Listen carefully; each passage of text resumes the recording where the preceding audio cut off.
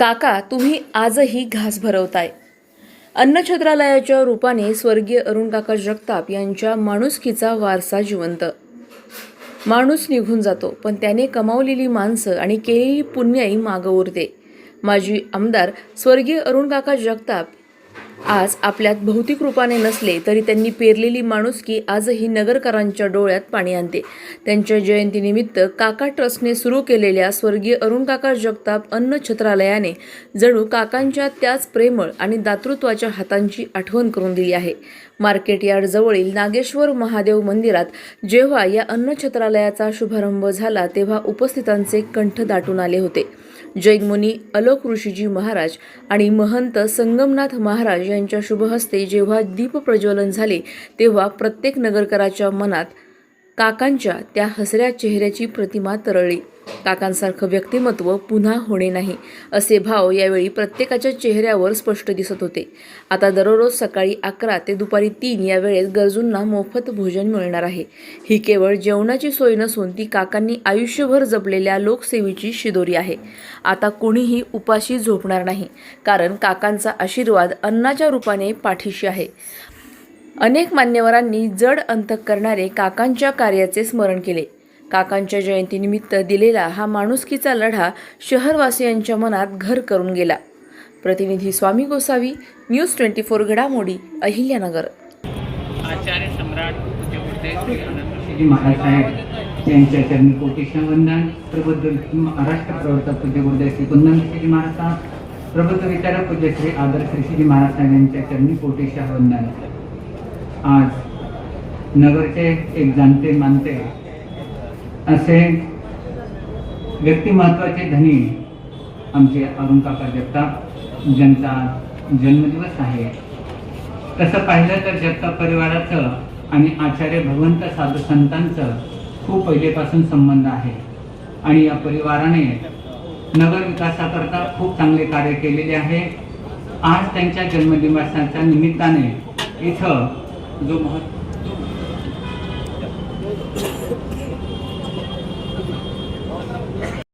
आज इथं अन्नदानाचं खूप मोठं कार्य प्रारंभ होत आहे. अन्नदान परमब्रह्मदान म्हटलं गेलेलं आहे आणि या अन्नदानाच्या माध्यमातून पुन्हा काकांच्या स्मृतीला एक नाविन्य प्राप्त होत आहे.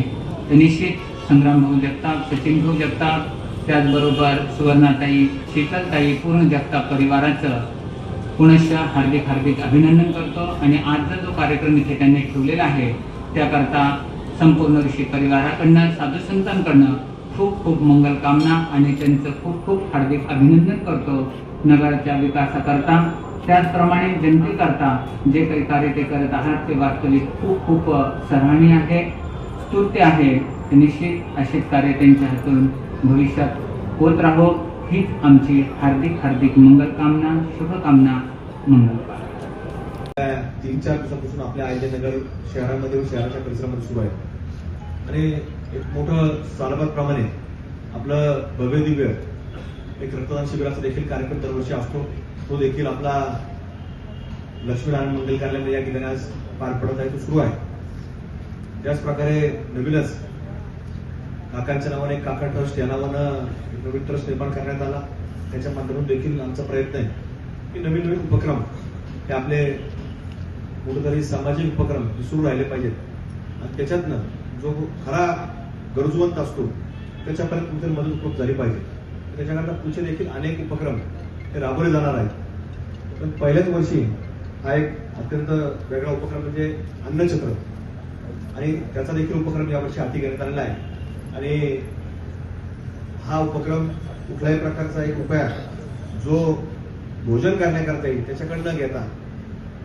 त्याच्याकडनं न घेता उपक्रम वर्षभर 12ही महिने हा सुरू राहणार आहे.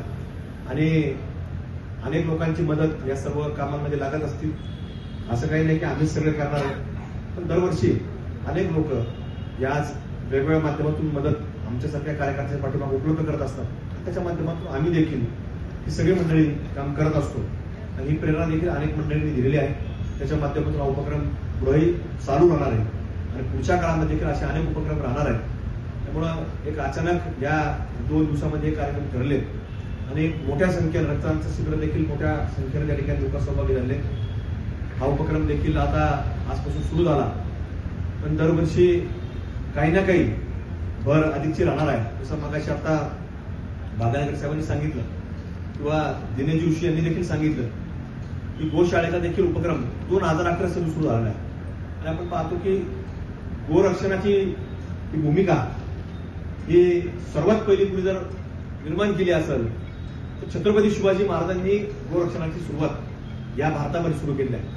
आणि आपल्या बदलत्या काळामध्ये गोसंवर्धनाचा उपक्रम आता कुठेतरी सुरू झालेला आहे आणि त्याच्या माध्यमातून गोशाळा हे अत्यंत महत्वाचा उपक्रम असतो की 2011 साली अनेक लोकांच्या मदतीनं सुरू झालेली. आजही अनेक लोकांचा सहभाग याच्यामध्ये प्रामुख्याने असतो, कारण लोकसहभागाशिवाय आपण कुठलंही काम करू शकत नाही. म्हणून लोकसहभाग देखील तितका महत्वाचा असतो.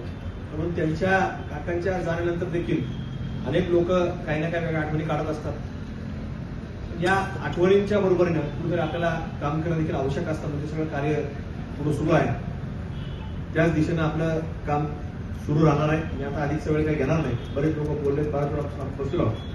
पण वर्ष श्राद्धाचा कार्यक्रम हा एप्रिल महिन्यामध्ये 21 तारखेला आपला होणार आहे. त्या निमित्तानं देखील मोठा कार्यक्रम आपण त्या निमित्तानं घेणार आहेत. तिच्या माध्यमातून कुठेतरी चांगली एक विचारधारा, अध्यात्माची विचारधारा आणि अध्यात्मातनं मिळणारा जो विचार असतो तो संस्काराचा असतो. म्हणून अध्यात्माच्या शिवाय कुठेही संस्कार मिळू शकत नाही. म्हणून त्या वर्षश्राद्धाच्या निमित्तानं देखील पुढची विचारधारा मांडण्याचा प्रयत्न आपल्या माध्यमातून होणार आहे. त्यामुळे तो देखील उपक्रम हा पुढच्या महिन्यामध्ये 21 तारखेला राहणार आहे. तसंही आपल्याला सर्वांना आम्ही फोनद्वारे असेल किंवा समक्ष भेटून असेल किंवा सोशल मीडियाच्या माध्यमातून असेल आम्ही तुम्हाला निमंत्रण आम्ही निश्चितपणे प्रत्येकाला देऊ. पण आज आपण सर्वजण या संपूर्ण आमच्या काळामध्ये या घडामोडी घडल्यानंतर देखील सक्षमतेने आपण सगळ्यांनी आमच्या सर्वांना कुटुंबाला आधार दिला. कुठेतरी सगळ्या वेगवेगळ्या आठवणी असतात, त्याच्या माध्यमातून जसं आवी तात्याने देखील आता मला एक व्हिडिओ दाखवला की सगळे लोक असे कुठेतरी आठवणी काढत असतात आणि त्याच्यातनं सातत्यानं आठवणीशिवाय शेवटी मनुष्य हा विचारामध्ये आपल्या प्रत्येकाचा असला पाहिजे. मग काकांनी नेहमी अनेक लोक ज्यांचे जोडले गेले त्यांना विचार देण्याचा प्रयत्न केला, चांगला विचार देण्याचा प्रयत्न केला. ठीक आहे, सगळ्यांनाच विचार आवडतो असं नसतं, बरेच लोक प्रवाहामध्ये येत असतात. विचार काय सगळ्यांना आवडतो असं नसतं. काही लोक बाजूला जायचे, काही वेगळ्या विचारायचे राहायचे. तर काकांना काही लोकांचे विचार ते पटत नसायचे. मोदीसाठी विशेषतः कुठल्याही मार्गाने येणारा पैसा त्यांना तो पटत नसायचा. त्या लोकांना ते सांगितलं, लोकांना आवडत असेल ते लोक बाजूला जायचे. तर त्याच्यावर काकांना फार काय वाटत नव्हतं, कारण त्यांना लोक काकांना लक्षात यायचं की हा मनुष्य फक्त तेवढ्या विषयापुरता म्हणजे आर्थिक दृष्ट्याच्याच मात्र असणारा विषय. त्यामुळे फार त्याला काकांनी कधी महत्व दिलं नाही.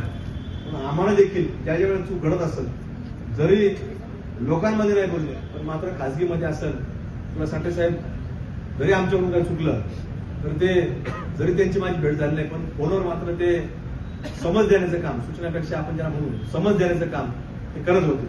आणि म्हणून मनुष्य ज्यावेळेला चुकतो त्यावेळेला कुठेतरी आपण त्याला सांगितलं चुकतो आणि चूक दुरुस्त करून पुढे जर गेलो तरच मनुष्य जीवनामध्ये मोठा होऊ शकतो. अशा अनेक वेगवेगळ्या घटना त्या काकांनी सांगितल्या, त्याच्यातनं आपण त्याच्यानंतर सुधारत गेलो.